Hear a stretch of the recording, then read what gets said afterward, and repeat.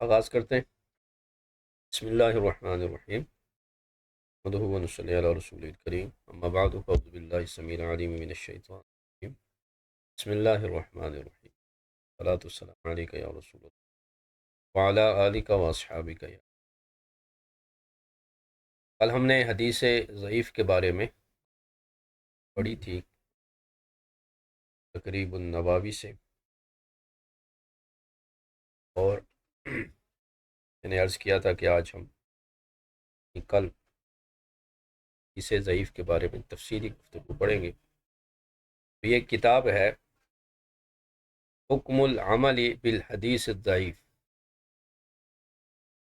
بین النظریت و تطبیق و دعوی۔ اس بارے میں حدیث ضعیف پر عمل کے بارے میں کیا یات ہیں، تطبیق آپس میں اقوال کی کیا ہوگی، اور کیا دعویٰ وغیرہ ساری چیزیں، یہ شیخ محمد عوامہ نے لکھی ہے، یہ حنفی ہیں، اور انہوں نے دیگر بھی کئی کتابیں جو ہے وہ موضوع پر حدیث ماہرین میں سے ایک ہیں، آپ نے یہ کتاب لکھی ہے۔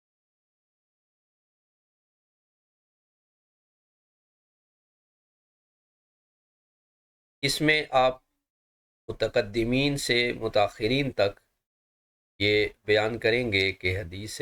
ضعیف کے بارے میں متقدمین کی کیا رائے تھی، کیا وہ حدیث ضعیف کو موضوع کی طرح ہی سمجھتے تھے، طرح البانی اور موجودہ دور کے وہابیہ اس کو حدیث ضعیف کو بالکل ناقابل عمل سمجھتے ہیں، یا یہی نظریات متقدمین کے بھی تھے، یا اس میں فرق ہے۔ تو یہ ایک پوری کتاب ہے، اس کی کچھ ابحاث ہم پڑھیں گے، باقی میں یہ کتاب آپ کو بھیج دوں گا، آپ نے اس کا مطالعہ کر لینا ہے۔ اس موضوع پر جو ہے وہ ایک اچھی کتاب۔ شروع میں ان کا یہ مقدمہ ہے، اور اس میں یہ گفتگو کریں گے۔ ہماری جو آج کا کلاس ہے وہ صفحہ نمبر 31 سے شروع ہو رہی ہے، باب اول سے۔ تو باب اول حدیث ضعیف کے بارے میں یہ بیان کرتے ہیں کہ باب اول میں حدیث سے ضعیف کے بارے میں یہ ابحاث ذکر کریں گے، اور اس میں سے کچھ ہم جو ہے وہ کلاس میں پڑھیں گے، اور باقی جو ہیں تقریباً یہ کچھ چیزیں اس میں ریپیٹ ہو رہی ہیں مباحث میں۔ پہلی ایک دو جو مباحث ہیں وہ زیادہ جو ہے وہ جاندار ہیں، اس بارے میں ہمیں متقدمین سے لے کے متاخرین تک کے اقوال مل جاتے ہیں کہ انہوں نے حدیث ضعیف کے ساتھ کیا معاملہ فرمایا ہے۔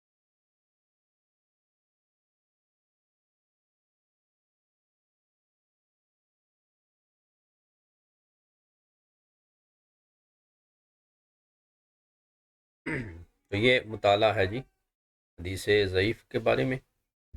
مبحث اول جو ہے حدیث ضعیف اور اس کی اقسام کے بارے میں ہے،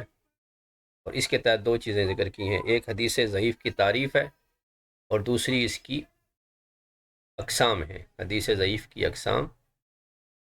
جرح و تعدیل کے الفاظ کی روشنی میں انہوں نے اس کی اقسام بیان کی۔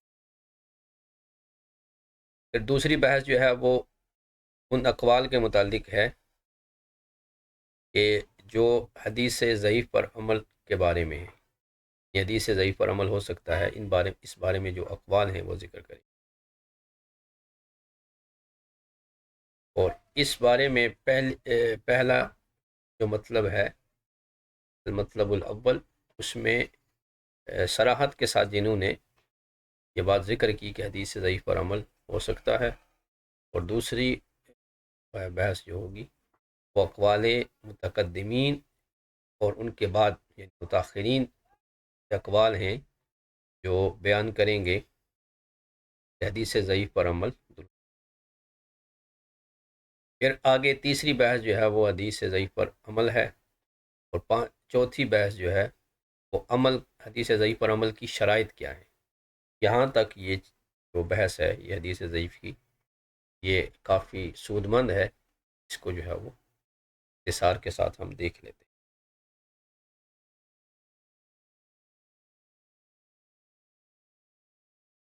المبحث الاول الحدیث الضعیف ضعیف و اقسامہ. پہلی جو قسم ہے، پہلی جو بحث ہے وہ حدیث ضعیف کے بارے میں، یعنی اس کی تعریف اور اس کی اقسام کے بارے میں. وفیہ مطلبان، اس میں دو مطلب، دو ابحاث ہیں.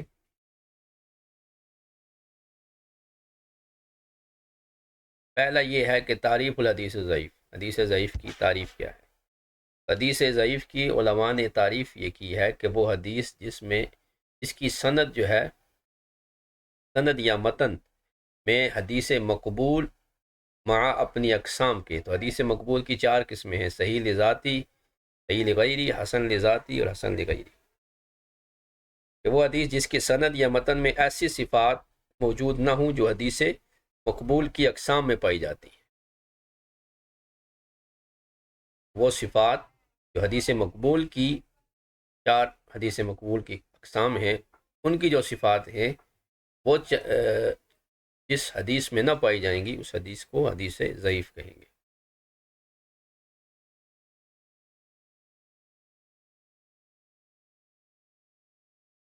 اچھا، فیدخل فی المقبول الحدیث الضعیف المنجبر التی ارتقا بالمتابعات او الشواہد الی الحدیث الحسن. البتہ حدیث ضعیف جب متابعات یا شواہد کے ذریعے تقویت پا لے تو وہ درجہ حسن تک پہنچ کر حدیث مقبول میں داخل ہو جائے گی. یعنی یہاں تک تو ایک حصہ بیان کر دیا کہ جس میں حدیث مقبول کی شرائط نہ ہوں وہ حدیث ضعیف ہے. پھر کہا کہ کبھی کبھار یہ حدیث ضعیف جو ہے وہ حدیث مقبول میں شامل ہو جاتی ہے، حدیث مقبول میں شامل ہو جاتی ہے جب اس کے ساتھ متابعات یا شواہد میں سے کوئی مل جائے، کوئی ایک متابع یا ایک شاہد مل جائے تو وہ حدیث حسن لغیرہ ہی تک پہنچ جاتی ہے. یہ تعریف ہم نے پڑھی. اب جو ہے، اب یہاں سے اقسام ہیں، یہ ضروری ہیں کہ حدیث ضعیف کی اقسام ہمیں پتہ ہونی چاہیے کہ حدیث ضعیف کی کتنی اقسام ہیں. تو فرماتے ہیں کہ علماء جرح و تعدیل نے جو راویوں کے بارے میں الفاظ جرح ذکر کیے ہیں، تو ہم نے حدیث ضعیف کو ان الفاظ جرح کے طور پر جب استعمال میں دیکھا تو چار قسمیں حدیث ضعیف کی بنی. راویوں کے بارے میں، یعنی ضعیف راویوں کے بارے میں جو الفاظ ائمہ جرح و تعدیل نے استعمال کیے وہ چار قسم کے ہیں. لہٰذا ان چار قسموں کے اعتبار سے حدیث ضعیف کی چار قسمیں بنی. نمبر ایک، ضعیف ضعفا یسیرا. ایک وہ حدیث ضعیف ہے جس کا ذوف بہت تھوڑا ہے، بہت معمولی سا ذوف ہے. اور یہ ہمیں کیسے پتہ چلے گا؟ یہ ائمہ جرح و تعدیل کے اس قول سے پتہ چلے گا جب وہ کہیں گے فلان فیہ لین او لین، یعنی فلاں میں کمزوری ہے یا یہ نرم راوی ہے، کمزور راوی ہے. تو اس کا مطلب یہ ہے کہ یہ حدیث ضعیف ہے لیکن ذوف یسیر ہے، معمولی سا اس میں ذوف ہے. تو یہ پہلی قسم ہو گئی کہ فیہ لین او لین، جس راوی کے بارے میں آئے تو اس کا مطلب یہ ہے کہ یہ حدیث ضعیف تو ہے لیکن اس کا ذوف معمولی ہے. دوسری ہے جی ذوف متوسط. یہ کب کہتے ہیں؟ یہ جب ائمہ جرح و تعدیل کہتے ہیں فلان ضعیف، کہ فلاں راوی ضعیف ہے، یا فلان کثیر الغلط، کہ فلاں راوی کثرت سے غلطیاں کرتا ہے. یہ جو ابھی آپ گفتگو استاد صاحب سے سوال کی صورت میں کر رہے تھے، تو یہ جو ذوف آئے گا حدیث میں یہ ذوف متوسط ہے. پھر تیسری قسم جو ہے وہ ضعیف ضعفا شدیدا. یہ ذوف شدید ہوگا جیسے کقولہم تألف اور حالق، کہ یہ خود بناتا ہے یا یہ حالق درجے کا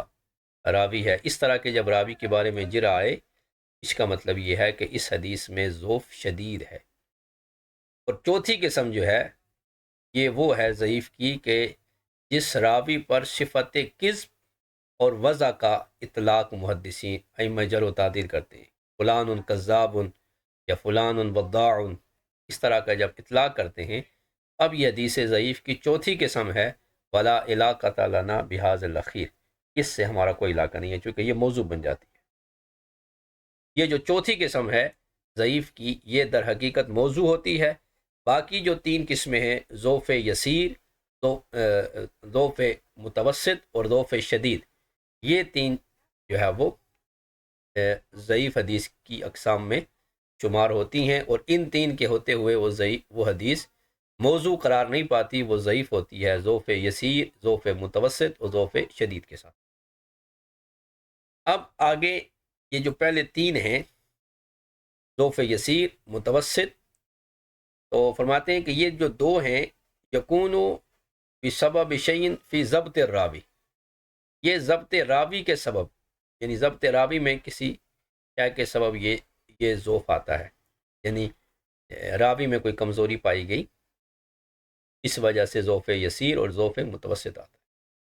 اور ضعف شدید جو ہے یہ راوی کی عدالت کے بارے میں، یعنی ضعف یسیر اور متوسط یہ ہے، یہ ضبط راوی سے متعلق ہے، اور ضعف شدید جو ہے یہ عدالت راوی سے متعلق ہے، یعنی جب راوی کی عدالت میں طعن کیا جائے تو پھر ضعف شدید ہوگا، اور جب راوی کے ضبط میں کلام کیا جائے تو یہ ضعف متوسط اور ضعف یسیر ہوگا، یعنی پہلی اور دوسری قسم۔ وقد یکون بسبب خلل شدید فی ضبطہ، اور کبھی کبھار جو ہے وہ ضعف شدید جو ہے اس طرح طعن فی العدالت میں ہوتا ہے، اسی طرح خلل جو ہے نا ضبط میں شدید قسم کا خلل آ جائے تو بھی جو ہے وہ ضعف شدید بن جاتی ہے۔ جیسے اس کی مثال دی ہے کہ راوی جو ہے وہ کثیر الاوہام ہو، یعنی کثرت سے اسے روایت میں وہم آئے، تو اب جو ہے اس کی روایت ضعف شدید کے ساتھ متصف ہوگی۔ یا فاحشۃ المان، وہ فحش غلطیاں کرے تو اس وقت اس کی روایت جو ہے وہ ضعف شدید یعنی تیسری قسم میں داخل ہو جائے گی۔ تو ضعف یسیر اور ضعف متوسط کا تعلق ضبط راوی سے ہے، اور ضعف شدید کا تعلق عدالت طعن فی العدالت سے ہے، یعنی طعن ہو راوی کی عدالت میں، یا جو ہے وہ ضبط میں شدید خلل واقع ہو، وہیں طور کہ وہ بہت زیادہ وہم والا ہو یا فوش غلطیاں کرنے والا ہو، تو اب اس کی روایت جو ہے وہ ضعف شدید کا شکار ہو جائے گی۔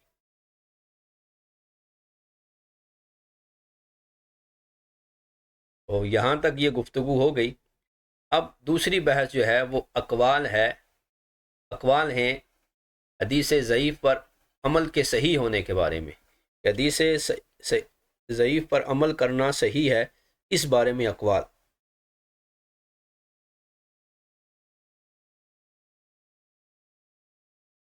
اچھا، اب اس بارے میں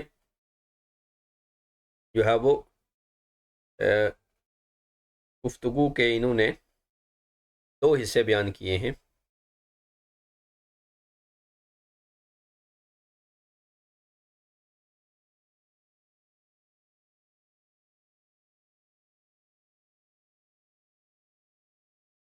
اچھا، حدیث ضعیف پر عمل کے جواز کی صحیح صورت کیا ہے، اور دوسرا یہ کہ پھر یہاں پر ائمہ متقدمین اور ان کے مابعد یعنی متاخرین کے اقوال ذکر کیے جائیں گے۔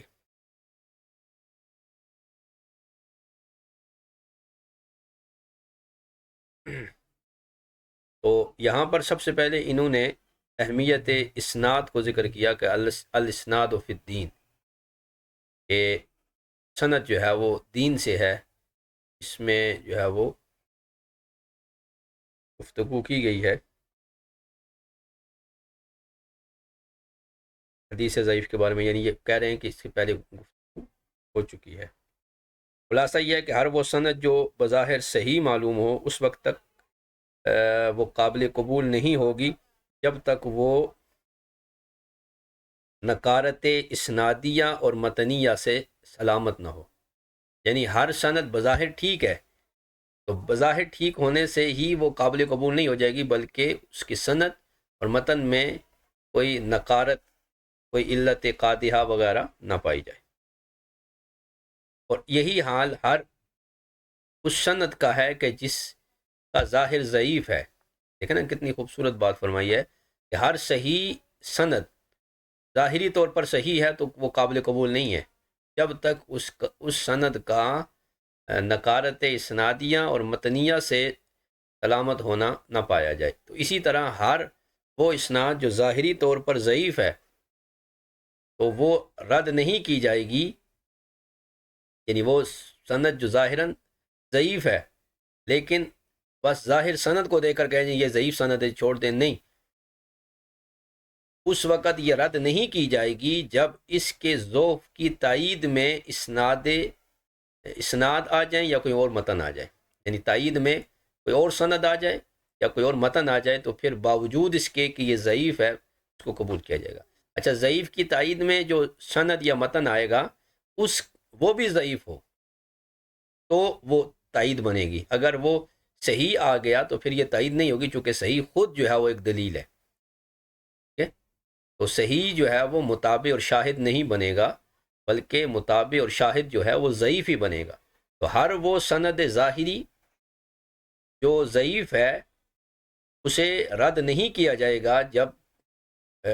اس کے ضعف کی تائید میں کوئی سند یا متن پایا جائے۔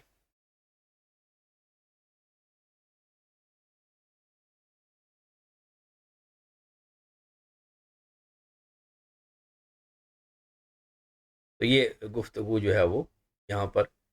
یہ ایک اصول ہم بنا سکتے ہیں کہ ہر وہ سند جو ظاہری طور پر صحیح ہو ہرگز وہ قابل قبول نہیں ہوگی جب تک وہ سند اور متن کی نکارت سے، یعنی شاذ ہونے سے اور علت قادحہ سے جب تک وہ سالم نہ ہو وہ حدیث قبول نہیں ہوگی۔ اسی لیے اتصال، عدالت اور ضبط کے ساتھ عدم شذوذ اور عدم علت کی قید حدیث صحیح میں لگائی گئی۔ اسی طرح ہر وہ سند جو بظاہر ضعیف ہے اس کو مطلقاً رد نہیں کیا جائے گا۔ کب رد کر دیا جائے گا؟ کہ جب اس کی تائید میں کوئی متابع اور کوئی شاہد نہ ہو تب وہ رد کی جائے گی۔ اگر اس کی مطابعت میں کوئی صحیح کوئی شاہد یا متابع جو اسی کی طرح ضعیف ہے وہ آ جائے تو وہ قابل قبول ہوگا، وہ اس سند کو، اس حدیث ضعیف کو رد نہیں کیا جائے گا۔ یہ گفتگو ہوگی۔ اب یہاں پر ائمہ متقدمین کے اقوال کو ذکر کرتے ہیں اختصار کے ساتھ۔ یہ کتاب آپ کو بھیج دوں گا تو آپ اس سے ملاحظہ فرما لیجئے گا۔ یہاں پر کچھ ائمہ کے ہم نام اور انہوں نے اس بارے میں کیا فرمایا وہ بیان کرتے ہیں۔ سب سے پہلے امام سفیان ثوری ہیں، امام اعظم کے معاصر ہیں، شیخ امیر المومنین فی الحدیث ہیں، 161 ہجری وصال ہے۔ خطیب نے آپ سے روایت کیا کہ آپ فرماتے ہیں کہ خذوا هذه الرغائب وهذه الفضائل من المشیخۃ فاما الحلال والحرام فلا تاخذوه الا من يعرف الزیادۃ فیہ من النقص، کہ رغائب یعنی فضائل وغیرہ میں مشائخ سے جو ہے وہ یہ روایات لے لی جائیں۔ بہرحال حرام اور حلال و حرام میں، یعنی رغائب کا مطلب یہ ہے کہ جو رغبت والی چیزیں ہیں، ٹھیک ہے، جنہیں ہم مستحبات کہہ سکتے ہیں، تو فرمایا کہ مستحبات کے بارے میں ضعیف روایتوں کو لے لو، اسی طرح فضائل کے بارے میں بھی۔ بہرحال جو حلال و حرام کا جب معاملہ آئے تو پھر جو ہے وہ نہیں لیں گے اس سے، مگر اس سے کہ جس کو ہم جو ہے وہ جانتے ہوں گے، یعنی مشائخ سے جو ہے وہ ہم حلال و حرام کے علاوہ فضائل اور جو ہے وہ مستحبات وغیرہ میں ہم لے لیں گے تمام مشائخ سے۔ بہرحال جب حلال و حرام کی باری آئے گی تو ایسا ہر مشائخ سے نہیں لیا جائے گا، کیونکہ مشائخ میں بھی بعض ضعیف ہوں گے۔ یہ گفتگو پھر امام عبداللہ بن مبارک ہیں، تو ان کے بارے میں امام ابن حاتم نے جرح و تعدیل میں ذکر کیا کہ ان سے آپ سے کہا گیا کہ روا عن رجل حدیثا فقیل له هذا رجل ضعیف، کہ یہ راوی تو ضعیف ہے، تو یعنی يحتمل أن يروى عنه هذا القدر أو مثل هذه الأشياء، فقال أبو حاتم مثل أي شيء كان، قال في أدب، في موعظة، في زہد أو نحو هذا. یعنی وہ ضعیف تو ہے لیکن ادب یعنی آداب سے متعلق کوئی روایت ہے یا نصیحت کے متعلق ہے یا زہد کے متعلق ہے تو وہ ضعیف راوی سے بھی لی جا سکتی ہے۔ پھر امام عبد الرحمن بن مہدی ابن مہدی 198 ہجری آپ کا وصال ہے، آپ سے مروی ہے، حاکم نے اور خطیب اور بہقی وغیرہ نے روایت کیا کہ آپ فرماتے ہیں کہ جب ثواب اور عقاب اور فضائل اعمال کا معاملہ ہو، جب ہم انہیں روایت کرتے ہیں یعنی ثواب کو، یعنی کسی عمل کے ثواب کو، عقاب کو یا فضائل کو، فضائل اعمال کو، تو ہم روایت کرتے ہیں تو سند میں سستی کرتے ہیں، اور سند میں بھی اور رجال میں بھی، یعنی چشم پوشی کرتے ہیں، سختی نہیں کرتے، اور جب ہم حلال و حرام اور احکام کو ذکر کرتے ہیں تو پھر ہم جو ہے وہ رجال میں سختی کرتے ہیں، پھر ہم ثقہ راویوں سے لیتے ہیں۔ تو یہ کلام صریح ہے متقدمین سے کہ جو ہے وہ امام ابن مہدی کا کہ ثواب و عقاب اور فضائل میں سند اور رجال میں نرمی کرنی چاہیے، اور حلال و حرام اور احکامات کے بارے میں سختی کرنی۔ یہ اب آگے فرماتے ہیں کہ اذا روینا تساہلنا و اذا روینا تشددنا، یہ جو دو الفاظ روینا تساہلنا اور روینا تشددنا، یہ جو نا کی ضمیر کے ساتھ ہے جمع کے ساتھ، گویا یہ منہج ذکر کر رہے ہیں ائمہ حدیث کا، یہ صرف ان کا منہج نہیں ہے، حاذ المنہج بلسان العلماء عامۃ،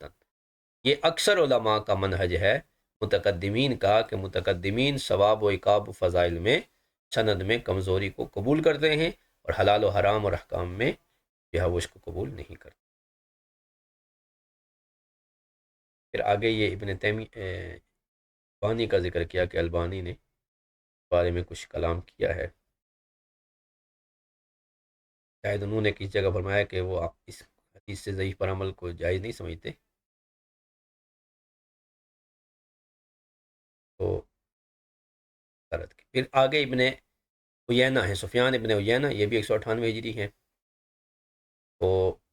مروی ہے کہ آپ نے فرمایا کہ بقیہ بن ولید سے نہ سنو ما کان فی سنت، جو سنت سے متعلق ہے، یعنی احکامات سے متعلق جو ہے وہ بقیہ بن ولید سے نہ لو، واسمعوا منہ ما کان فی ثواب وغیرہ، اور ثواب سے متعلق، ثواب وغیرہ کے متعلق جو ہے، فضائل کے متعلق جو بات ہے تو وہ بقیہ سے لے لو۔ اسی طرح یحییٰ بن معین ہیں،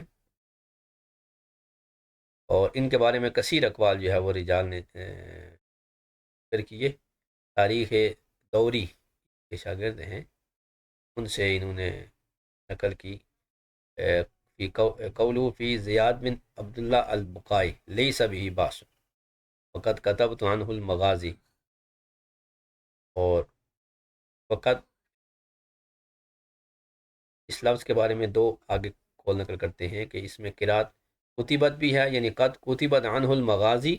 کہ زیاد بن عبداللہ سے مغازی لکھی گئی ہے، یعنی ان سے روایت کی گئی ہے مغازی، یا اس کا معنی یہ ہے کہ وقت کتبت عنہ المغازی، کہ میں نے مغازی کو ان سے نقل کیا ہے۔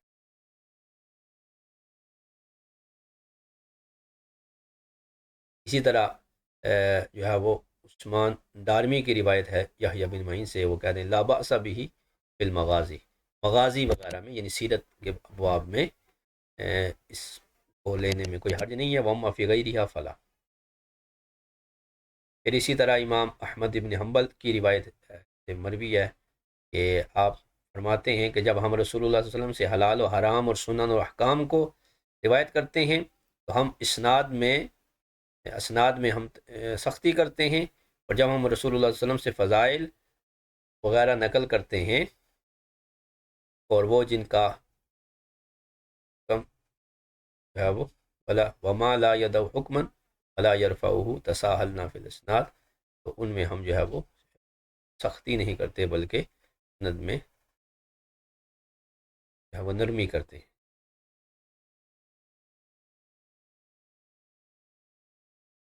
پھر اسی طرح آپ نے یہ فرمایا کہ جو رقاق سے متعلق یعنی دقت اور ذوت کے متعلق جو احادیث ہیں اس میں جو ہے وہ کیا کرتے ہیں، نرمی کرتے ہیں یہاں تک کہ کوئی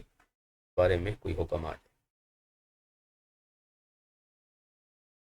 تو آپ سے کافی روایات جو ہے وہ اس بارے میں مروی ہیں۔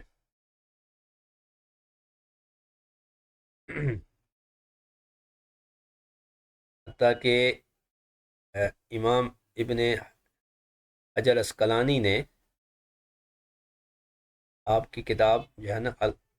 مسند احمد پر ایک کتاب لکھی ہے، القول المسدد فی ذب عن مسند احمد۔ اس میں کچھ روایتوں پر جرا ہے، تو ان میں سے 8 حدیثیں جو ہے وہ انہوں نے ذکر کی ہیں، ان کے بارے میں محدثین نے کہا کہ یہ ضعیف ہیں یا موضوع ہیں وغیرہ وغیرہ پر کلام کیا۔ اب 8ویں حدیث جو ہے یہ حدیث انس ہے، فی فضل اسقلان۔ اسقلان جو ہے یعنی جو غزہ میں ہے یا فلسطین میں ہے، جو جس پر آج کل اسرائیل قابل، جس کو اشکلون کہتے ہیں، آج اسرائیلی اس کو اشکلون کہتے ہیں، تو یہ اسقلان جس کے رہنے والے حضرت امام ابن حجر اسقلانی ہیں۔ اس کی فضیلت میں جو روایتیں ہیں، تو یہاں پر امام ابن حجر اسقلانی فرماتے ہیں کہ یہ اسقلان کی جو فضیلت میں جو روایات ہے، جو روایت ہے حدیث انس، یہ فضائل اعمال سے متعلق ہے اور تحریض علی الرباط فی سبیل اللہ کے بارے میں ہے، یعنی اللہ کی راہ میں اپنے جو ہے وہ لشکر اور سامان جہاد کو تیار رکھنے پر جو ہے وہ ابھارنا ہے، اور اس میں کوئی ایسی چیز نہیں ہے کہ جو شرعی حکم سے متعلق ہو، تو لہٰذا یہ جو اس میں راوی ہے ابی اقال، اس پر جرا ہے، تو محض ابی اقال کی وجہ سے اس حدیث کو ہم باطل نہیں کر سکتے، اس لیے کہ امام احمد سے یہ مروی ہے کہ فضائل کی روایات میں تسامح کرتے ہیں، چشم پوشی کرتے ہیں، نہ کہ احادیث کام میں۔ پھر آگے ذکر کیا کہ اس کا ایک شاہد بھی جو ہے وہ ابن عمر کی سند سے مل گیا، جو ابی اقال کی سند کا مطابق بننے کی یا شاہد بننے کی صلاحیت رکھتا ہے۔ تو یہ گفتگو جو ہے وہ امام احمد ابن حنبل کی ہے، اور امام ابن حجر اسقلانی نے جو ہے وہ اس بارے میں کلام کیا۔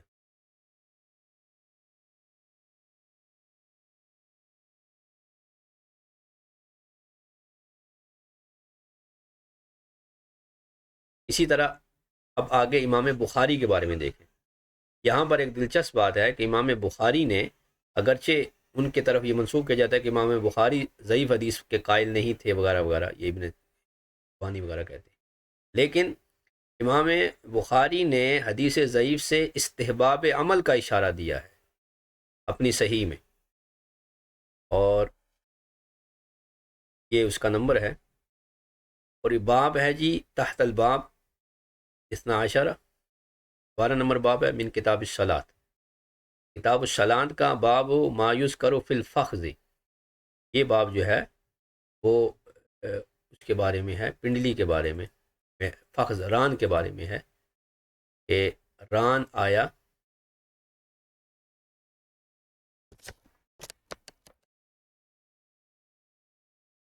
اس میں شامل ہے کہ نہیں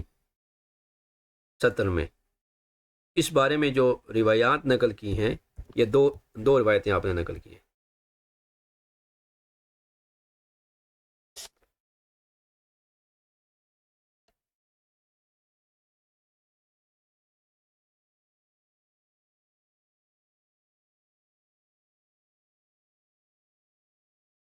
یہاں پر یہ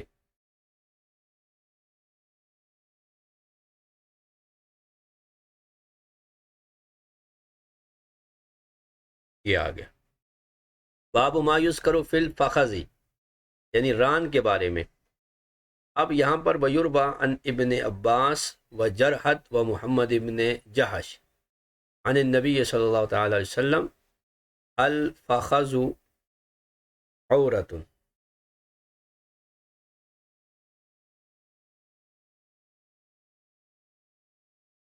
یہ جو ہے وہ انہوں نے ذکر کیا کہ ابن عباس سے، جرحد سے اور محمد بن جہش سے مروی ہے کہ نبی پاک صلی اللہ علیہ وسلم نے فرمایا کہ ران جو ہے وہ عورت یعنی ستر میں شامل ہے۔ اور آگے جو ہے قال انس حسن النبی صلی اللہ علیہ وسلم عن فخذہ، تو یہاں پر حضرت انس کی جو روایت ہے، اب اس کے بارے میں کہتے ہیں کہ نبی صلی اللہ علیہ وسلم نے اپنی ران سے کپڑے کو ہٹایا، یعنی ران کو کھولا۔ اب حدیث انس کہتی ہے کہ جو ران ہے وہ سطر میں شامل نہیں ہے، جبکہ ابن عباس اور جرحد کی روایت جو ہے وہ کہتی ہے کہ یہ سطر میں شامل ہے۔ اب امام بخاری کہتے ہیں حدیث انس اسندہ، یہ زیادہ مضبوط ہے، وہ حدیث و جرحد احوت اسند، حدیث انس جو ہے وہ یعنی صحیح سند سے مروی ہے، عمدہ ہے، اور حدیث جرحد جو ہے یہ احوت ہے، حتی یخرج من اختلافہم، یہاں تک کہ یہ جو اختلاف ہے اس سے ہم بچیں۔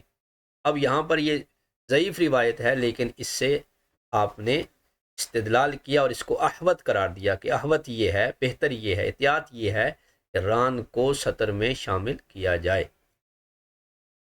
وقال ابو موسیٰ غطى النبی صلی اللہ علیہ وسلم رکبتیہ حین دخل عثمان، وقال زید بن ثابت انزل اللہ علی رسولی وفخذوا علی فخذی، یہ ساری آگے چیزیں انہوں نے نقل کی ہیں۔ تو یہ استدلال ہے کہ حدیث انس جو ہے وہ صحیح سند سے ہے، اس کو اسند قرار دیا، اور حدیث جرحد کو احوت قرار دیا، اور یہی بات جو ہے وہ یہاں پر صاحب کتاب کہہ رہے ہیں کہ